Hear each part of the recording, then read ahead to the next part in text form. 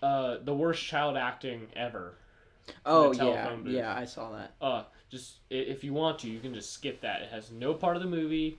It's They were terrible. just trying to show off like the technology, or well, like future technology, Yeah, like FaceTime and but Skype. they chose the worst They child chose actor. literally. She was just sitting there fidgeting the whole time. He would ask a question. 20 seconds later, she would like kind of answer the question. Like you could tell someone was just sitting there, telling her what to say, and it was It was bad. it was bad. It was real bad. Um, then it goes to everyone's together like on the team. They've already made it to the space on or the area on the moon, and it's some of the worst acting that I've seen as a group. And it's just a bunch of guys in spacesuits slowly like wobbling terribly in a very robotic, juddery manner that just doesn't seem natural at all to a giant monolith that they've uncovered. And then there's just like music, And then and there's a then there's fucking loud light. ass noise that comes up, hurts your ears. Yeah, and then it just 18 months later. There's no. They don't explain what happened. They don't explain anything. You just see the scene, and then there's the monolith, there's music, and then nothing. 18 months later, it's a mission to Jupiter. You're with two astronauts, actually five in total. Three of them are in cryostasis, in like these hibernation pods, and the hibernation pods kind of look like that white enemy from Earthbound, like that robot guy who. If you know what I'm talking about, you'll kind of understand. You'll be like, "Oh yeah, it kind of does look like that." But if you don't get it, yeah, whatever. um, but there's two astronauts that are actually like fully alive. They're just on this giant spaceship that looks like Meta Knight with a really long tail. Like that's Or what it like a looks like. sperm. Yeah, it kind of looks like a sperm in a way too, but it just looks like Meta Knight to me. Um, and they're just chilling, and they're doing their normal space thing. They're reading calculations and crap. They're on their way to Jupiter because apparently there's something really important over in Jupiter.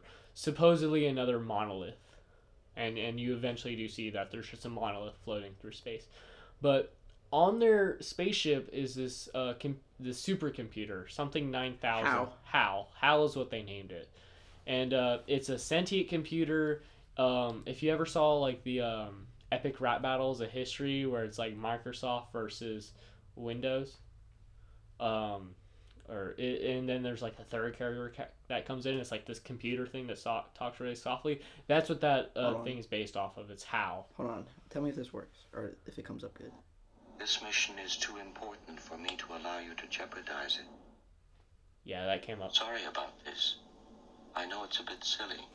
Is it like bad audio? It's okay. It's satisfactory. That's how the robot talks the entire time. Very softly, Dave. Don't, Dave. Stop, Dave. You know he's the one who's actually voicing him. Dave is the one Dave is. voicing. Yeah. I didn't even know that. Yep. I was like, if you ever like listen to Dave talk, he does sound like very monotonish. Did you look? Well, everyone in that movie is pretty much Yeah, monotone. true. But like a lot of the movies from the '60s, like my grandma used to watches a whole bunch of them.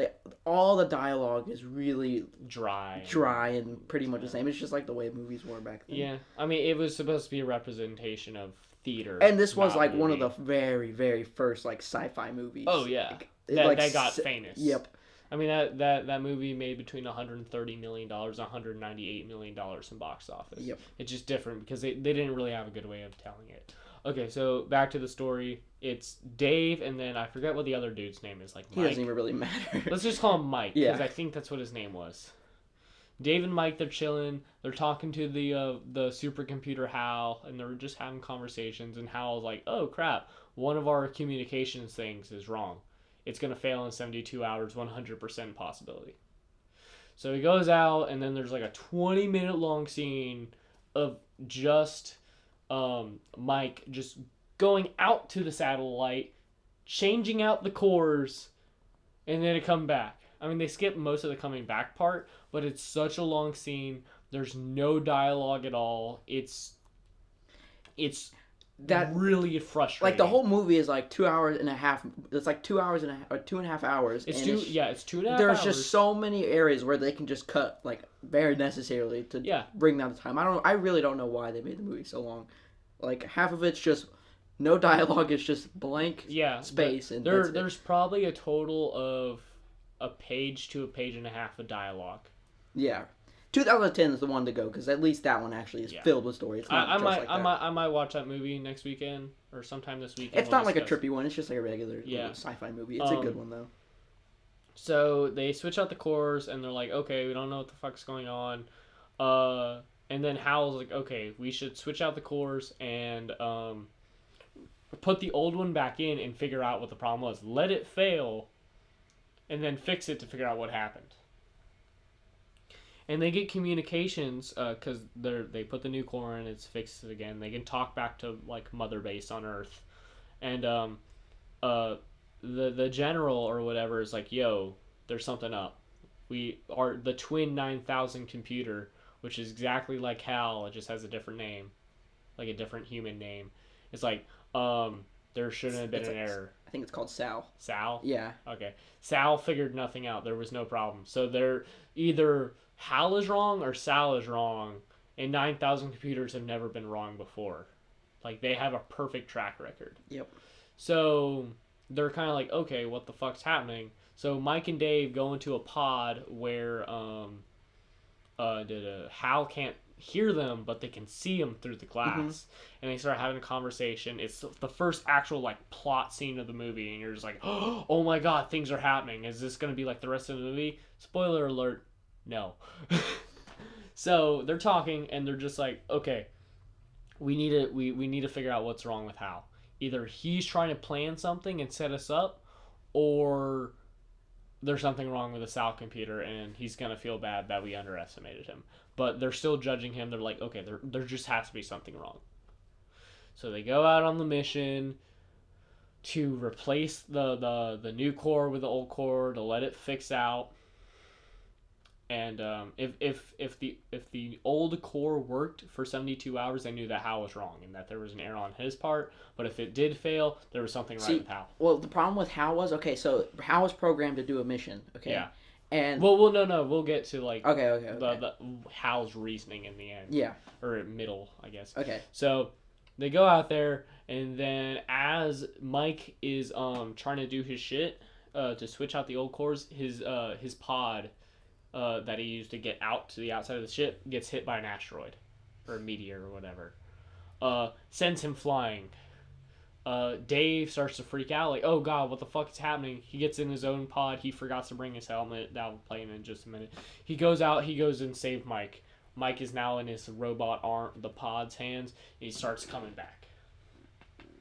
And he's during this moment, as they're trying to save, or as Dave is trying to save Mike, Hal shuts off all the life support for the cryo beds, and it kills the people that are in hibernation. You just have this moment of just like cardiac or no, CNS function, heart function, cardiovascular, like shit like that. And then everything flatlines. And there's just emergency things that reminded me of my alarm clock that made me want to kill myself. And then they come back, and Hal is like, won't let them back into the ship. And Dave is like, Hal, will you please let me into the ship? Hal, please open the pod bay doors. Hal, please open the pod bay doors. You see that Shia LaBeouf thing? There's a funny Shia LaBeouf, just do it moment in that scene. It's hilarious. Yeah. It's like, I'm sorry, Dave, I can't do that. Yes, you can! Yeah. It's so funny. I just can't do that, Dave. Nothing is impossible. It's so funny. And then without your space helmet, you're gonna find that rather difficult. Nothing is impossible. It's so funny. Yeah, I would agree. So Dave is just like, fuck, I need to get into the spaceship. He goes through the emergency entrance, and he has to let go of Mike, which I don't think he really had to do. He could have held him in one of the hands. Yeah. And not let him go, but he basically just lets Mike die, because he's like, fuck it. Because fuck Mike. Fuck Mike. And he enters the pod bay, or the emergency pod bay, with no helmet. He barely makes it out. There's not really a lot of tension happening because you're like not invested in the character at all. He finally makes it in. He gets inside. He's like, fuck, everything's wrong. And he gets to Hal's processing system, basically his computer, his motherboard and shit, and all his RAM. He should have downloaded more RAM, in my opinion. So then you have the scene where Hal is basically pleading with with Dave not to render him into a useless thing. I can feel it, Dave. I can feel it, Dave. And over the entire thing, Hal's voice is getting slower and deeper while he pleads Dave not to basically remove most of his memory and most of his logistics. And then at one point where he's like, Dave, stop. Don't, Dave. Don't. Me and my girlfriend were just making sex references the entire time. Yes, Dave. Insert it, Dave. Don't stop, Dave. Oh, yes, Dave. Yes, Dave. Yes, Dave. Like, me and my girlfriend were just doing that the entire time, just making fun of the movie. Because at that point, we were just tired of it. We just wanted the movie to be over or something to actually happen. And then there's this one point where Hal's voice is just super slow, and it doesn't make much sense. And then he just resets. He resets, and you can tell, like, okay, he's done for. And then he's like, I am a blah blah blah 9000 supercomputer. My name is Hal. Would you like to hear a song I learned? And then he sings. Daisy.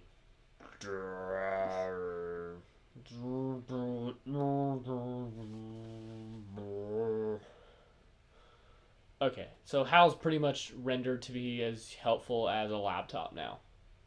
All he can do is just very basic functions, upkeep. He can't do anything special, and he can't ruin everything. Hal's basic plan was that his main direction was to make sure the mission was a success. And in his computations, he saw that the human error that could happen would destroy the mission and stop them from actually completing it. So he basically decided to eliminate the humans to eliminate the error. Kind of fucked up. Yeah. But from a very utilitarian sense, yeah, it makes sense. But what's the point then? So then they get to Jupiter. You see all the moons. It's beautiful. They're playing the Blue Danube again, and then they start like the fourth time. And then they play the music. I still need to figure out what the name of that is. As you see the obelisk and it's just spinning in space. It's spinning in space. And then Dave has a DMT trip. Yep. If you don't know what DMT trips are, just imagine a bunch of colors and patterns happening all at once, and it makes no damn sense. And there's lots of tunnels. That's the best way of describing what a DMT trip is like. So Dave goes through a DMT trip basically because of the obelisk, because he gets too close to it or whatever. Even though you never see on camera him getting close to the obelisk. It's just like a spaceship floating close to it, and then it just... Yeah, and then it looks up at the stars, and then yellow and green and blue and red lights. I wondered how they made that. With I do too. I was really impressed by that. Yeah, same. The thing is, 1968. It's really impressive just to think about it, but it's not worth watching a 2.5 hour movie. Yeah, it's the best movie to go to sleep on. That's what I use it for. So he basically just sees a bunch of colors, and then he starts seeing a bunch of weird things, and then he just appears in this all-white parlor room. And it cuts between different perspectives. At first, he's in the pod, and then the next thing, he's out of the pod, and he's just chilling, and then he walks out of the room, and then walks to another room, which looks exactly like the room he just came in, and he sees Mike, and Mike is super old and white, or white-haired, and Dave is also super old and white-haired, and they did a really good job of the makeup, in my opinion. It looks really nice, but you can tell that it's kind of caked on. It still looks really nice. And the old version of Mike hears Dave, and he gets up and he looks around, and then Dave's not there. And then he gets back in the chair, looks at the bed, and then he sees an old person, and then you're in the old person's perspective, and you're looking at the table, and the guy's not there anymore. Yeah. And then the obelisk just appears. And then he points at it, and then that's the end of the movie, basically. No. There's one more thing. The very end, which makes you go, what the fuck? Yeah. He points at the obelisk, it goes black, and then it shows the stars. And then you see the moon, and then it slowly pans out, and there's a giant fucking fetus in a blue ovum floating towards Earth. AKA the Star Child. That's what it's called. and then the movie ends. And then the movie ends. And then, then you just, ask yourself, what the fuck did Yeah. I just watch? That's that was shit. That was my first thought was, why the fuck did I just watch this movie? Mine was like, what the fuck? What the hell? I did not get this at all. Yeah, I just don't understand it. I feel like I wasted my time watching that movie. I regret watching it, to be honest. The only time I could see a person really enjoying that movie is if they're really fucked up on a lot of drugs. Yes. Like, you gotta take a lot of mushrooms or take a couple hundred tabs My of grandma LSD. she asked me to watch it sober, or not, she didn't ask me to watch it sober, she asked me to watch it with her, but I'm like, I'm sober, I don't want to watch it. Because I can be patient when I'm tired or high, so when I was just sitting there watching it, like, I tried watching it sober one day, I just couldn't do it. It's way too long of a movie for me to enjoy. I just could not enjoy that movie. And the first time I watched it, or not watched it, the first half that I saw before I fell asleep, I was high as fuck on hash. And I was just like, oh my god, this is a little ridiculous. I think I need to be higher. And I was pretty fucking blazed. Second time I watched it, I had an edible that I made out of extra virgin olive oil, and we dipped it in bread and shit. And like, the come up of that, we were watching the movie and we were just, oh my god, we're too sober for this shit. This is terrible. I need to get higher.